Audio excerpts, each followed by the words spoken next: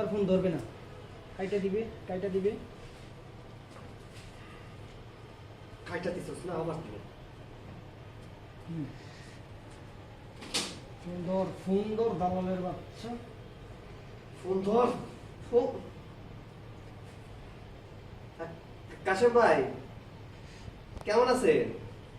আলহামদুলিল্লাহ ভালো আছি। কে? আমি আরে যে সৈকত যারে যে সৌদি আরব পাঠালেন।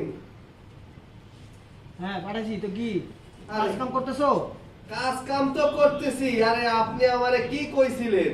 আপনি কইছিলেন যে এই জায়গায় আইসা নাকি বড় অফিসে কাজ করুম, অফিসার হয়ে কাজ করুম, বড় কোম্পানিতে কাজ করুম। আর এখন এই জায়গায় আইসা দেখি যে কনস্ট্রাকশন বিল্ডিং এ কাজ করতে হইতাছে। হ্যাঁ, আরে আর বেতন নাকি 1 লাখ টাকা দিব, অন্ত 20,000 টাকা বেতন দিতেছে।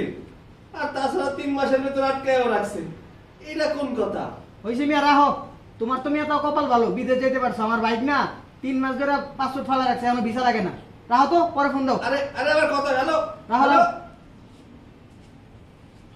দালালের রাস্তা দালাল কথা নাই বার্তা নাই, আমার কনস্ট্রাকশন বিল্ডিং এ দিয়া দিছে। কষ্টের চোটে মরে যাইতাছি আমি। এই যে বসাইছে। ফরাসটা একটা আমার বাড়ি থেকে কি ব্যাপার? সেই কখন থেকে কল দিতেছি, রিসিভ করতে লাগে। ধরো বাবা কথা বলবো। এই বাবা ফোন ধরলো। আসসালামু আলাইকুম আপু, কেমন আছেন? আসসালামু আলাইকুম আব্বা, কেমন আছে?